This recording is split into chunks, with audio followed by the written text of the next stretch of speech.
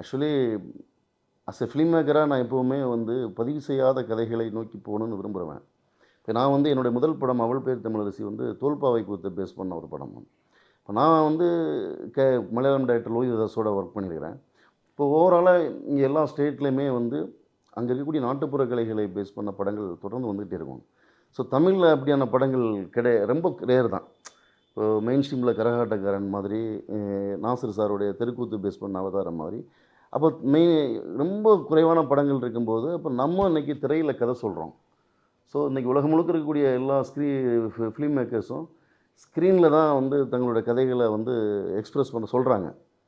அப்போ இந்த கதைகளை ஸ்க்ரீனில் முதல்ல சொன்னது யாருன்னா, லெதர் பப்பட் பிளேயர்ஸ், தோல்பாவை கூத்து கலைஞர்கள் தான். இப்போ நான் ஒரு திரையில் கதை சொல்லக்கூடிய கலைஞனாக இருக்கிறேன்னா, என்னுடைய ஆன்சிஸ்டர் எனக்கு முன்னோத்தி வந்து அவங்க தான் இருக்கிறாங்க. ஸோ அப்போ அவங்கள பற்றின ஒரு படம் எடுப்போம் அப்படின்னு சொல்லி தான். அப்போ அது வரைக்குமே அவங்கள பற்றின ஒரு டீட்டெயில்டாக படம் கிடையாது.